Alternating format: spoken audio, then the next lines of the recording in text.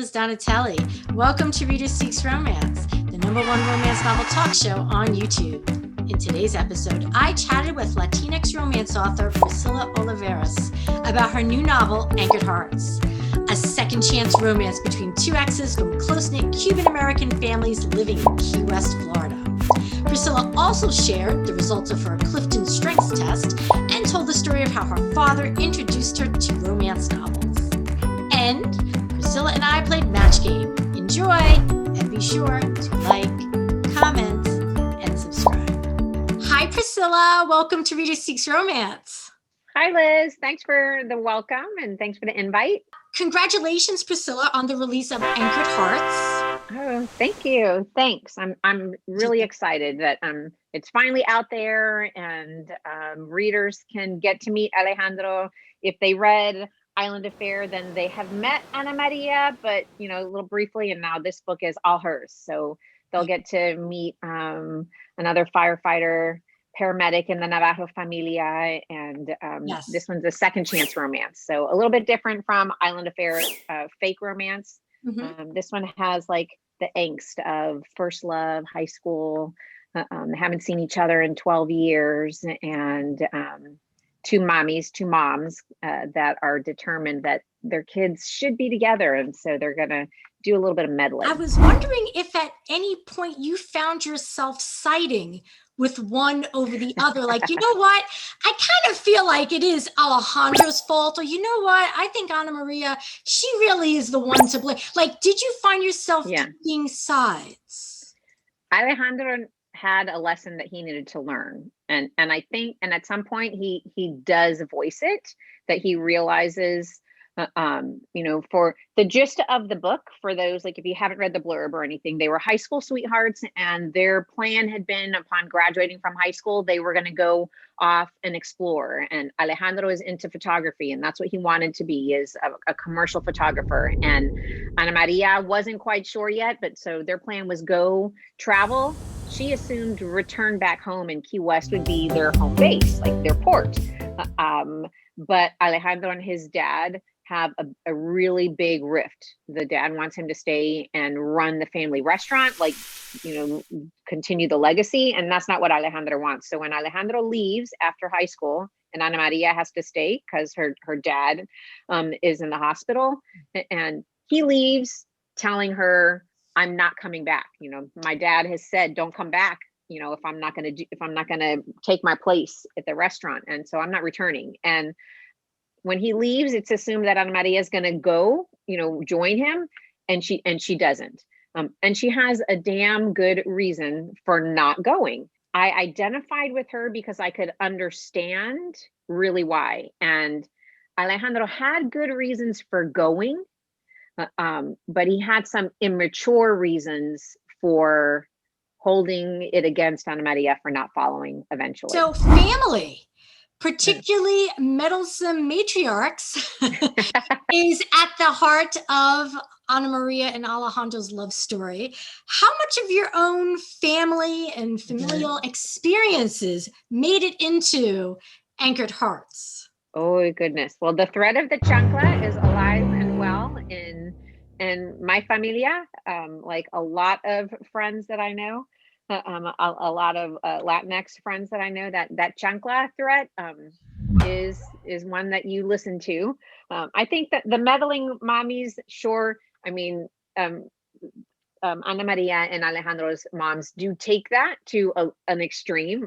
My mom has never meddled to that extreme, but my mom and probably my girls would say the same thing about my parenting. I have 3 daughters, where I don't want to say that it's just unique to Latinx familias, because I have a close friend that she's Irish, and we laugh a lot about the similarities in our in our families and our family gatherings and our family relationships, right? So there are similarities across. And so I hope that even if you're not Latinx and you're sitting down to a Navajo Familia dinner, that it might resonate with you in some way. But I think the Keys to Love series, the same way with my Match to Perfection series, the same way with the new series that I'm working on right now. I write about familias and familia dramas and mostly everyday experiences and the trials and tribulations that we have in our I lives. follow you on social media, and Mhm. I have to say how impressed I am by how supportive you are of other Oh, authors. oh gosh. And you're so gracious about that. And I was wondering, like, is that you paying the kindness forward, or are you just Sure. hardwired to be nurturing? It's probably like a mix of both. Back in October, I took that Strengths for Writers course that Becca Syme offers.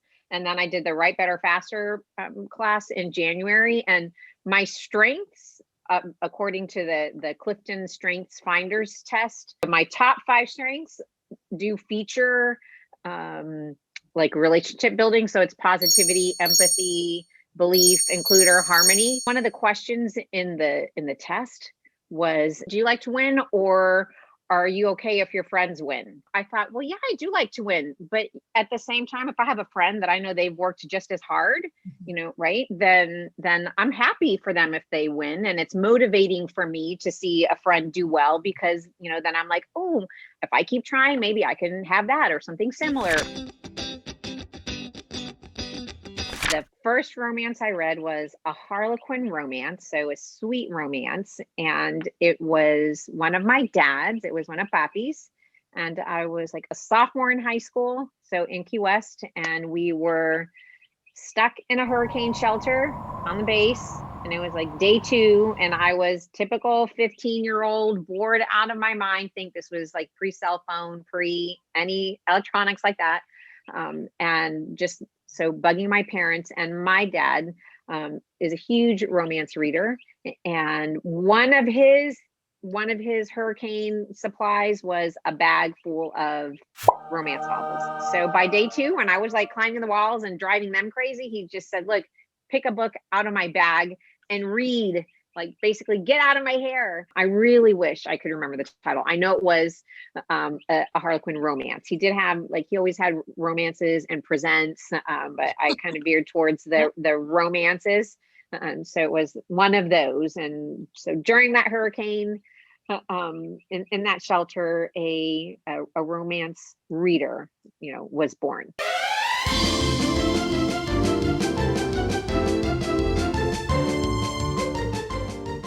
Where is the best place to enjoy a beach read other than the beach? Your backyard hammock. Well, that was quick. Because that's mine. I put poolside. Yeah. I don't have a fancy hammock like you do. What is the sexiest trait in a romance protagonist?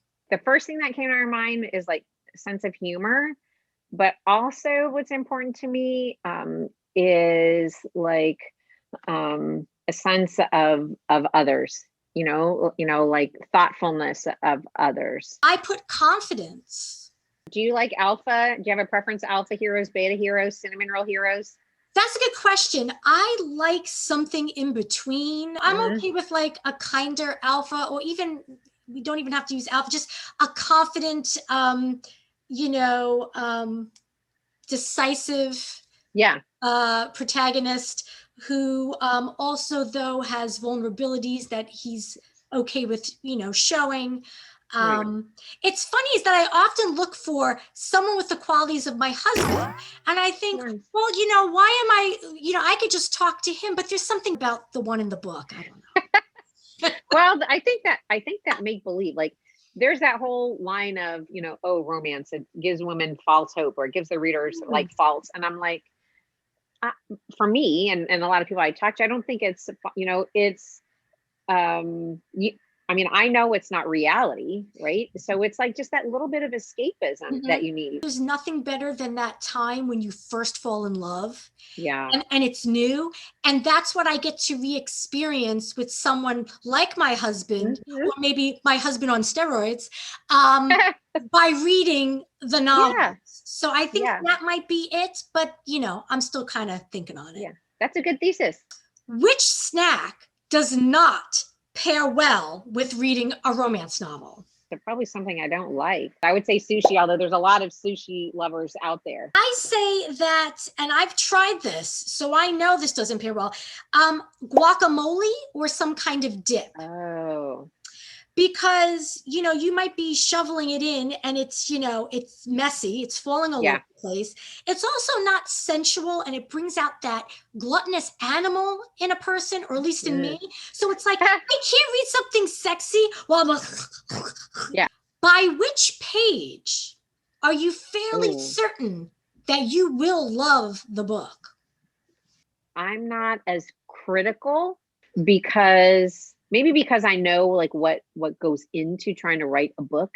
So I want to give someone like, okay, so maybe not yet, but it's going to get there, you know. But I would say ideally by, I mean, some people are going to say end of chapter 1. I would maybe chapter 2. Do I want to, by then I want to feel that like a little bit of that I'm invested, Okay. that I understand, you know, what the main problem is and where I'm going with the book, and be convinced that I want to go along for this ride. I said 30 pages. So Okay. I would say that could be 3 chapters, maybe 2 chapters, Yeah. depending on how long, Yeah. pages long the chapter is.